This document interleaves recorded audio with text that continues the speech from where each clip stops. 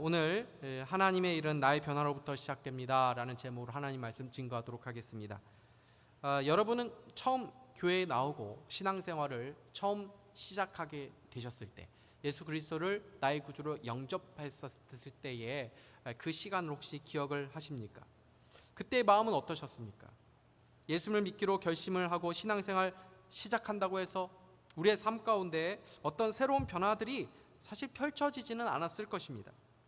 물론 여러분이 주님을 마음에 모시기로 결단하는 기도를 진심으로 드리셨다면 여러분의 느낌과 상관없이 일어난 놀라운 변화들이 있습니다. 가장 큰 변화가 무엇입니까? 예수 그리스도께서 여러분 안에 들어오신 거죠. 그리고 여러분의 모든 죄가 다 사함을 받게 된 것입니다.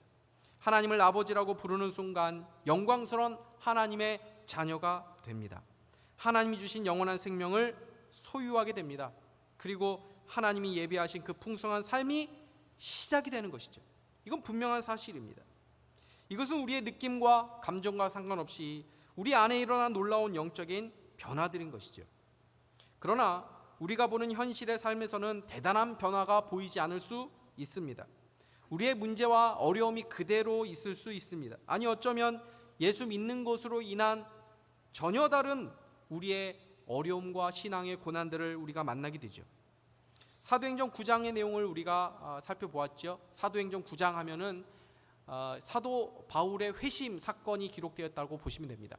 사도 바울이 예수 믿기 전에 어땠습니까? 오히려 세상적으로 볼 때는 더 성공한 인생을 살고 있었죠. 미래가 보장되고 출세 가도가 열려있는 그런 전도 유망한 청년이었습니다. 근데 예수 그리스도를 만나고 나서 회심한 이후에 그의 인생이 어떻게 펼쳐지죠? 오히려 그의 인생 가운데 그동안에 겪지 않아도 되는 고난들을 겪게 됩니다. 바울을 죽이려고 하는 사람들을 만나게 되죠. 그래서 그 사람들을 피해서 밤에 그 광주리를 타고 성벽에서 내려가지고 도망을 치는 일이 벌어지고 40에 하나 감한 매를 막 여러 번 맞고 옥에 갇히고 강가물에 빠져 죽을 뻔하고 동족에게서 미움과 박해를 받는 그런 인생을 살게 되죠. 그러다 결국은 자신이 전하는 그 복음으로 인해서 순교하게 됩니다. 여러분, 이런 것들을 보게 된다면 우리가 신앙생활하면서 우리가 기대해야 되는 것은 이 땅에서 우리의 꿈과 우리의 계획이 성취가 되고 우리가 성공하고 우리의 삶이 윤택해지는 것에 있지 않다는 것을 우리는 알아야 되는 거죠. 그러면 예수를 믿는 믿음이 이 땅에서 어떤 유익이 있다는 것입니까? 그것은 우리가 바라보는 관점, 우리가 우리의 인생에 대해서 우리의 고난에 대한 관점이 달라지게 된다는 것입니다. 세상을 바라보는 관점을 바꾸게 된다는 것이죠. 아무리 세계적인 학자라고 해도 하나님을 모르는 사람들은 이 세상의 의미를 찾지 못합니다. 하버드에서 박사학위를 받으신 분이고 우리나라 초대 이 국립생태 원장이시며 이화여대 석좌 교수를 하고 계시는 최재천 교수님이라는 분이 계시죠. 이분은 진화론자이신데 교회를 다니십니다. 신앙이 있어서라기보다는 그 아내가 독실한 기독교 신자인데 아내와 결혼하기 전에 결혼을 하면은 내가 교회를 다닐게 라고 약속을 했기 때문에 결혼 후 지금까지 이 아내 운전기사 노릇을 하면서 수십 년 동안 교회를 다니고 있다는 겁니다. 그래서 이분은 신앙을 가지고 있어서 교회를 다닌다기보다는 공부하듯이 다닌다고 말씀을 하시더라고요. 이분이 한 인터뷰를 했는데 제가 이분의 말을 그대로 이렇게 인용을 해보겠습니다. 저는 삶의 목적이 없습니다. 우리 진화생물학자들에게는 삶의 의미가 사실상 없어요. 유전자의 활동으로 그냥 벌어지는 일이지. 그러나 삶의 목적을 또렷하게 갖고 계신 분들을 보며 삽니다. 독실한 기독교인과 결혼을 해서 지금 몇십 년 동안 교회를 다닙니다. 정말 진지하게 종교의 세계란 뭘까라는 걸 전 사실 공부하고 있거든요. 설교 들으면서 열심히 성경도 뒤적거리고, 그런데 보면 그분들은 너무너무 힘든 상황인데도 하나님을 붙들고 때로는 너무 행복해 보이는 그런 모습을 가끔 보면은 저건 뭐지? 이러면서도 종종 감동을 받죠. 그걸 과학자의 관점에서 일축해 버리는 거는 그렇게 바람직한 태도는 아닌 것 같다는 그런 생각이 들어요. 여러분 보십시오. 우리의 신앙이 이 땅을 살아가는데 얼마나 큰 힘이 됩니까? 얼마나 큰 의미를 부여해 줍니까? 우리는 이 세상을 창조하신 분이 누구이신지, 우리의 인생의 의미가 무엇인지, 우리의 인생에 어떤 가치가 있는지, 우리의 삶의 목적이 무엇인지, 역사가 어디로 흘러가고 있는지를 알죠. 이것을 세계관이라고 말합니다. 예수를 믿으면 이런 놀라운 세계관의 변화가 일어나는 거죠. 그런데 이 변화는 한 번에 그치지 않습니다. 계속적으로 변화되어 가는 과정 가운데 있는 겁니다.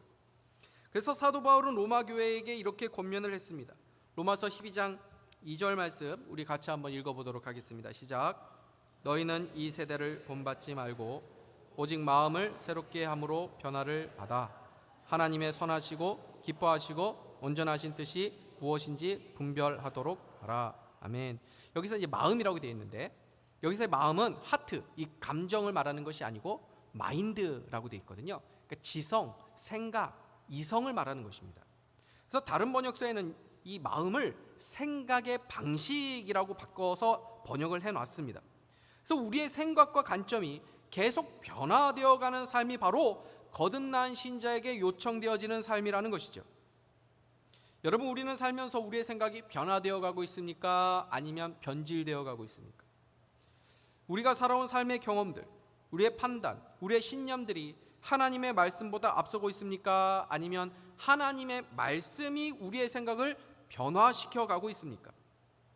주님은 주님의 일을 이루실 때 가장 먼저 우리를 변화시켜서 주님의 일을 이루어 가십니다. 이것을 오늘 말씀 속에서 보게 되는 거죠. 오늘은 이방인 고넬료에게 복음을 전하게 하시고 이방 선교의 문이 활짝 열리는 이 놀라운 선교의 역사의 출발을 하게 하시는 데 있어서 하나님께서 이 베드로라는 인물을 사용하십니다. 마침 베드로는 고넬료가 머물고 있던 이 가이사랴에서 약 60km 정도 떨어진 욥바에 머물고 있었습니다. 여러분, 욥바에 베드로가 머물고 있었던 것이 우연입니까? 아니죠. 하나님은 베드로가 전혀 상상하지도 못하는 놀라운 계획을 이미 가지고 베드로를 욥바로 인도하신 것입니다. 여러분, 우리의 삶도 마찬가지죠. 복음을 쉽게 전하기 위해서 이 CCC에서 만든 사형리라고 하는 소책자가 있습니다. 사형리라는 말은 네 가지의 영적인 원리다라는 말을 줄인 거죠. 이 사형리에 나오는 첫 번째 원리가 바로 이것입니다. 하나님은 당신을 사랑하시며 당신을 위한 놀라운 계획을 가지고 계십니다. 여러분, 이 사실을 믿으십니까? 이거 그냥 하는 말이 아닙니다. 하나님은 정말 우리를 사랑하시며 우리에 대한 놀라운 계획을 가지고 계시다고 성경이 말씀하고 있기 때문입니다. 우리 모두에게는 하나님의 사랑을 입고 있고 하나님의 놀라운 계획이 담겨져 있는 인생이라는 거죠.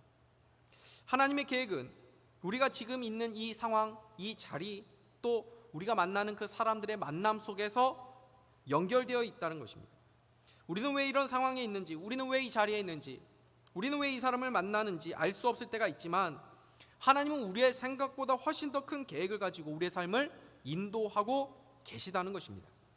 베드로는 전혀 생각하지도 못한 고넬료라고 하는 사람과의 만남을 가지게 되죠. 한 번도 보지 못한 사람, 한 번도 알지 못한 사람, 이 사람을 하나님께서 만나게 하시도록 그 베드로를 인도해 오고 계신 것입니다. 그리고 그 만남은 하나님의 위대한 계획을 성취하는 위대한 만남이 되죠.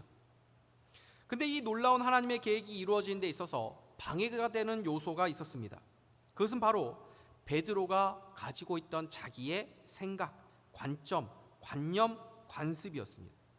그래서 하나님은 먼저 베드로의 생각과 관점을 변화시키는 작업을 하시죠. 11절에서 16절 말씀을 다시 한번 보십시오. 하늘이 열리며 한 그릇이 내려오는 것을 보니 큰 보자기 같고 내 귀를 메어 땅에 들이었더라. 그 안에는 땅에 있는 각종 네 발을 가진 짐승과 기는 것과 공중에 나는 것들이 있더라.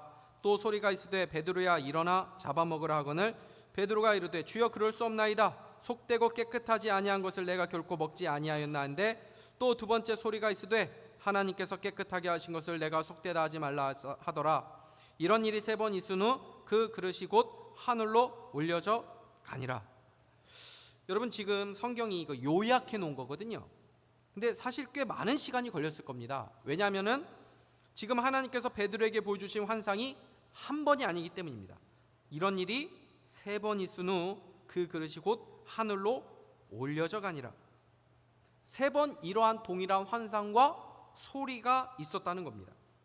그러니까 하나님은 베드로의 그 관점과 생각을 변화시키기 위해서 이 3부작의 환상을 보여주시며 많은 시간을 사용하신 것이죠. 저는 사실 이 부분에서 위로를 받았습니다. 베드로가 누굽니까? 예수 그리스도의 수제자입니다. 예수님께서 지금도 베드로를 쓰시려고 환상을 보여주시고 말씀을 주고 계신 것이죠. 그런데 지금 베드로의 수준을 보십시오. 하나님도 3번이나 말씀을 하실 정도로 말귀를 못 알아듣고 있죠. 나만 그런 게 아니구나. 그렇죠? 주님의 수제자라고 하는 위대한 사도 베드로나 우리나 50보 100보입니다. 하나님 앞에서. 근데 우리의 소망이 무엇입니까? 하나님께서 그런 베드로를, 그런 우리들을 꾸짖지 않으시고 화내지 않으시고 막 억지로 푸시하지 않으시고 3번의 환상을 보여주시며 우리가 변화될 때까지 기다려주시고 많은 에너지를 쓰고 계시죠. 하나님은 지금도 우리를 변화시키기 위해서 일하고 계시고 기다리고 계시고 계속적으로 설득하고 계신 줄 믿으시기를 바랍니다. 사실 베드로가 지금 좀 변한 것 같다고 하지만 원래 베드로는 어떤 사람이었습니까? 정말 다루기 힘든 사람이었죠. 어디로 튈지 모르는 그런 사람, 자기가 옳다고 믿는 것은 막 고집 부리면서 밀어붙이는 그런 스타일 아니었습니까? 그래서 사실 예수님께서 베드로 앞에서 이제 어떻게 십자가에서 죽게 될지를 미리 말씀하셨을 때도 베드로가 어떻게 반응을 했죠? 주여 그리마옵소서, 이 일이 결코 주에게 미치지 못하리이다. 결코 그런 일이 생기지 않겠다 하겠다고, 그런 일 하시면 안 된다고 주님을 막 가르치시고 막 그렇게 내가 맞겠다고 했던 사람입니다.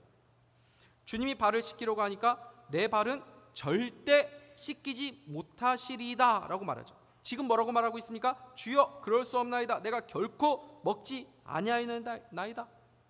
여러분 보십시오. 결코, 반드시, 절대, 이런 극단적인 표현을 많이 쓰는 것 자체가 사실 좀 신뢰가 없어 보이죠. 그만큼 베드로는 신중함보다는 말이 앞서는 그런 스타일이라는 것을 볼 수 있죠. 지금도 그런 옛 버릇이 나오고 있는 것입니다. 사실 베드로가 나름대로 많이 바뀌었죠. 지금 이 요빠 어디 있습니까? 무두장이, 가죽을 다루는, 짐승의 가죽을 다루는 일을 하는 사람의 집에 있죠. 이것만 해도 사실 놀라운 일 아닙니까? 유대인이 그 시체를 가까이 하면 안 되는데 그런 사람 집에 오래 있는 것 자체가 베드로가 많이 바뀐 것입니다. 근데 여전히 옛 자아가 그 안에 있어서 그것이 지금도 툭 튀어나오고 있는 거죠. 이런 것을 보면 이 고넬료의 신앙이 훨씬 순수한 신앙을 가지고 있는 것처럼 보입니다. 고넬료는 어땠습니까? 천사가 가지고 한마디 했는데 그 즉시로 순종했죠. 말대답 한번 하지 않았습니다. 목회를 하다 보면 초신자들 보면서 도전을 받을 때가 있습니다. 정말 순수한 신앙을 보게 되기 때문이죠. 하나님의 말씀을 정말 참 무겁게 여기는구나 하는 것을 느끼게 됩니다. 그래서 전도를 가장 잘하는 사람들이 바로 이 초신자들입니다. 가르친 대로 그런가 보다 하면서 잘 순종합니다. 근데 성경을 좀 안다고 하는 사람들, 신앙생활을 좀 했다고 하는 사람들, 교회를 좀 안다고 하는 사람들이 오히려 이런 저런 이유로 말씀에 순종하는 삶을 회피하며 살아가는 경우들이 많죠. 요즘은 전도가 안 돼, 삶으로 전도해야지, 그럴듯한 말을 내세우면서 자신이 전도하지 않는 것을 합리화합니다. 기도는 평상시에 늘 하면 되는 거지, 이런저런 이유를 대며 기도하지 않습니다. 성경에서 술 마시지 말라고 한 적 있나? 포도주 이런 거 다 마시지 않고 그랬나? 그러면서 이런저런 이유로 술을 마십니다. 이런저런 이유로 헌신하지 않습니다. 이런저런 이유로 사랑하지 않고 용서하지 않습니다. 예수 믿는 사람들에게 물어보십시오. 왜 안 믿느냐고. 저마다 얼마나 할 말이 많은지 모릅니다. 그런데 성경은 뭐라고 말합니까? 그들이 예수님을 믿지 않는 이유는 그들의 마음 가운데 하나님을 두기 싫어하는 마음이 있기 때문이라는 겁니다. 지금 베드로가 하나님께서 말씀하셨음에도 순종하지 않는 이유가 무엇입니까? 베드로가 가지고 있었던 자기의 신념, 자기의 판단 기준, 자기의 관점 때문입니다. 14절 보십시오. 베드로가 이르되 주여 그럴 수 없나이다. 속되고 깨끗하지 아니한 것을 내가 결코 먹지 아니하였나이다. 여러분, 우리가 가지고 있는 신념, 편견 또는 자기 판단이 얼마나 무서운지 모릅니다. 자기가 판단했죠. 속되고 깨끗하지 아니하다. 우리는 지나친 자기 확신에 빠지는 것을 조심해야 됩니다. 예전에 보면은 내 눈에 흙이 들어오기 전까지는 그것을 허락할 수 없다, 그런 말씀 하신 분들 계시잖아요. 근데 지금 보면 굳이 그게 그렇게까지 할 일이었나 하는 것들이 있지 않습니까? 중요하지 않은 그런 잘못된 자기 확신에 갇혀 있을 때가 많이 있는 것이죠. 이때로부터 약 800년 전, 지금 베드로가 있는 이 욥바에서 어떤 일이 일어났었습니까? 요나 선지자가 이스라엘 원수인 니느웨의 말씀 전하라고 하시는 하나님의 말씀을 받았을 때 그 말씀에 불순종해서 다시스로 가는 배를 타기 위해서 도망쳐온 것이 바로 이 욥바죠. 왜 하나님의 말씀에 순종해야 되고 그 말씀을 전해야 될 선지자가 하나님 말씀에 불순종해서 도망했죠? 자기 생각에, 자기가 판단했을 때 하나님께서 주신 말씀이 틀렸다라고 판단했기 때문입니다.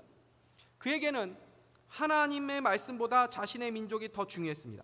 이 비뚤어진 자기 그 민족주의에 갇혀 있었던 거죠. 니느웨가 회개해서 하나님의 이 심판을 받지 않았을 때 요나가 하나님 앞에 화를 냅니다. 그때 하나님께서 말씀하시죠. 네가 화내는 것이 옳으냐? 뭐라고 말합니까? 내가 성내어 죽기까지 할지라도 옳습니다. 내가 옳습니다. 하나님의 선교에 있어서 누가 가장 장애가 되고 있습니까? 요나죠. 지금 하나님의 선교에 있어서 누가 가장 장애가 되고 있습니까? 베드로입니다. 여러분, 이것이 우리에게 무엇을 보여줍니까? 하나님의 선교, 하나님의 일을 하는 데 있어서 가장 걸림돌 되는 존재는 악한 세상이 아니라 바로 우리들이 될 수 있다는 것입니다. 이것이 바로 성경이 보여주는 교훈이죠. 이스라엘 보십시오. 하나님이 택한 민족입니다. 하나님은 이스라엘 민족을 왜 선택하셨습니까? 그들에게만 복을 주도록 그들만을 구원하기 위해서 선택하신 것이 아니라 그들을 통하여 열방이 복을 받도록 하기 위해서 선택하신 것입니다. 그러나 이스라엘 민족은 이 비뚤어진 민족주의에 갇혀가지고 하나님을 자기만의 하나님으로 가두어둔 거죠. 우리는 베드로를 보면서 답답하게 여길 수 있습니다. 그러나 우리들도 베드로라는 것입니다. 나만의 사고의 틀, 나만의 신념들 속에서 벗어나지 못한 채 살아가는 모습이 얼마나 많이 있습니까? 그러면서 하나님의 일에 가장 장애가 되는 사람들이 바로 우리들일 수 있다는 것입니다. 아직도 제대로 사과하지 않은 그 일본의 모습을 보면서 일본에서 지진이 나거나 막 이러면 쟤네들은 좀 정신 좀 차려야 돼 하는 마음 혹시 있지 않습니까? 사람에 대한 편견도 얼마나 많습니까? 어떤 실험을 했는데 남녀가 소개팅을 할 때 그 소개팅의 성패가 3초 안에 난다고 하지 않습니까? 겉모습을 보면서 3초 안에 사람을 판단하는 사람들이 우리들이라는 것입니다. 외모뿐 아니라 자라면서 우리가 경험하면서 축적해 그 편견들, 세상에서 주입된 세상적 편견들, 수많은 편견들이 있죠. 인종에 대한 편견, 모슬렘 국가나 어떤 민족에 대한 편견도 있고, 또는 요즘 젊은 사람들 중에는 성격 유형 테스트 있죠. MBTI. 그래서 너는 무슨 MBTI 중에 뭐냐? 뭐구나. 너 그런 스타일이구나. 너 무슨 혈액형이야? A형이야? 너는 소심한 사람이구나. 나 소심하구나 하면서, 그렇죠? 어른들에 대한 편견, 그렇죠? 꼰대 이런 말도 있고, MZ 세대에 대한 버릇없는 세대, 그렇죠? 세대에 대한 편견도, 남녀에 대한 편견들. 근데 잘 보십시오. 편견이라는 것이 중에 좋은 게 있습니까? 편견들 대부분은 다 부정적인 것들이죠. 갈등과 분열을 조성하는 것들입니다. 세상은 그렇게 수많은 선을 긋고 벽을 세우면서 계속 갈등과 반목을 일삼는 거죠. 요즘 정치에 대한 신념이 얼마나 강한지 모릅니다. 어떤 목사님은 자신은 이런 정당을 지지하는 사람과는 상종을 하지 않겠다는 것입니다. 여러분, 목사님은 이런 말을 하면 안 되죠. 믿는 사람들이 세상의 어떤 특정한 기준을 가지고 사람을 나누면 되겠습니까? 여러분, 무엇이 그리스도 안에 있는 우리를 갈라놓을 수 있겠습니까? 사랑이 허다한 죄를 덮는다고 했습니다. 세상에서도 허물이 있어도 자기 편은 이해해 주죠. 우리가 남이가 하면서 품어줍니다. 여러분, 우리의 죄를 덮어주는 것이 무엇입니까? 예수 그리스도를 믿는 그 사랑, 그것으로 충분한 줄 믿으시기를 바랍니다. 다른 것은 다 달라도 믿음의 한 가족이라면 우리는 서로 덮어주는 그런 사랑의 공동체가 되어야 될 줄 믿습니다. 여러분, 오늘도 우리가 변화해야 될 우리의 생각과 관점이 있지요. 그것은 다른 사람뿐 아니라 바로 어쩌면 우리 자신을 바라보는 관점의 변화도 필요할지도 모릅니다. 오늘 하나님은 베드로에게 하나님께서 깨끗하다 하신 것을 헛되다 하지 말라고 말씀하셨습니다. 여러분, 하나님이 깨끗하다 하신 것이면 그것이 깨끗하다고 여길 수 있는 은혜가 있기를 바랍니다. 하나님께서 말씀하신 것이면 그것이 내 감정과 맞지 않고 내 생각과 맞지 않고 나의 현실과 맞지 않아도 하나님의 말씀을 진리로 여길 수 있는 믿음의 사람들이 될 수 있기를 바랍니다. 성경은 예수 믿는 자들을 깨끗한 자들이라고 말씀하셨습니다. 고린도서 5장 17절 말씀 우리 같이 한번 읽어보도록 하겠습니다. 시작. 그런즉 누구든지 그리스도 안에 있으면 새로운 피조물이라. 베드로전서 2장 9절도 이렇게 말씀합니다. 너희는 택하신 족속이요 왕같은 제사장들이요 거룩한 나라요 그의 소유된 백성이니 이는 너희를 어두운 데서 불러내어 그의 기이한 빛에 들어가게 하신 자의 아름다운 덕을 선전하려 하심이라.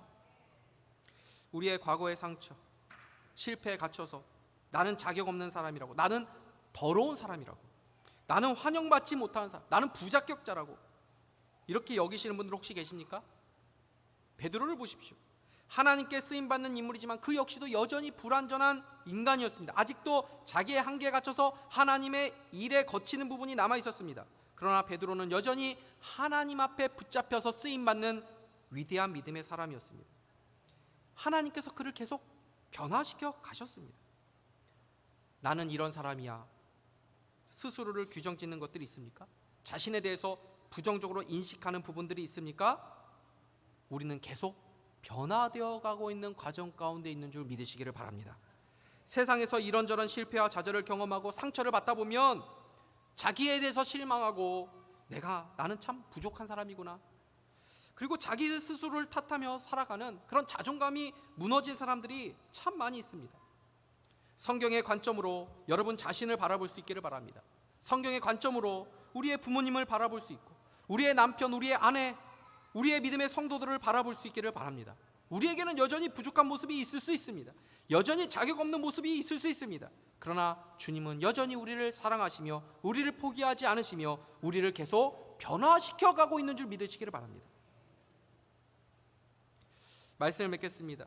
목회를 하면서 제가 생각하는 것이 이것입니다. 성도들을 변화시키는 것이 목회인데, 사실 돌아보면 목회를 하면서 가장 많이 훈련받고 다듬어지는 것이 바로 제 자신이라는 것을 알게 됩니다. 하나님은 이 목회를 통해서 다른 사람을 변화시키기 이전에 나를 다루어 가고 계시는구나 하는 것을 생각하게 되죠. 성도가 변화되기를 원하기보다 이런저런 성도들을 품어내는 목회자로 다루어 가시는 것을 보게 됩니다. 우리는 다른 사람들에게 관심이 많죠. 그래서 내 이야기보다 다른 사람 이야기를 훨씬 더 많이 합니다. 그러나 하나님은 언제나 나에 대해서 관심을 가지고 계십니다. 그것은 내가 변화될 때 다른 사람이 변화될 수 있기 때문입니다. 하나님은 고넬료를 변화시키기 이전에 먼저 베드로를 변화시켰습니다. 베드로가 먼저 바뀌어야 고넬료가 바뀌기 때문입니다. 저 사람은 왜 저래? 왜 저 사람은 안 바뀌나? 생각하신 적 있습니까? 교회는 이래야만 해, 나라는 이래야만 해, 사람은 이렇게 살아야지, 자녀들은 이래야지, 부모님은 이래야지, 남편은 이래야지, 권사는 이래야지, 목사는 이래야지. 다 맞는 말일 수 있습니다. 그러나 하나님은 우리 자신의 변화를 먼저 말씀하십니다. 내가 먼저 바뀌지 않기 때문에 우리 주변이 바뀌지 않는 것일 수 있는 것이죠. 다른 사람에게 향해 있는 시선을 자신에게 돌릴 수 있기를 바랍니다. 우리의 마음 가운데 변화되어야 될 부분은 없는지 살펴볼 수 있기를 바랍니다. 하나님의 역사는 바로 나로부터 시작되기 때문입니다. 오늘 베드로를 변화시켜 가신 하나님을 보면서 소망을 가지시고 나의 변화를 통해 하나님의 역사를 이루어가는 저희 여러분 다 될 수 있기를 주님의 이름으로 축복합니다. 하나님 아버지 감사합니다. 오늘 귀한 말씀을 통해서 하나님 다른 사람이 아니라 바로 나 자신에게 주신 말씀인 줄 믿습니다. 하나님께서 여전히 나를 변화시켜가는 과정 가운데 있는 줄 믿사오니 이 소망을 가지고 내가 변화되어 갈 때 우리의 모든 삶들이 변화되어가는, 그리고 하나님의 역사를 이루는 놀라운 일에 쓰임받는 우리 모두가 다 될 수 있도록 주님께서 은혜를 베풀어 주시옵소서. 예수 그리스도의 이름으로 기도하옵나이다. 아멘.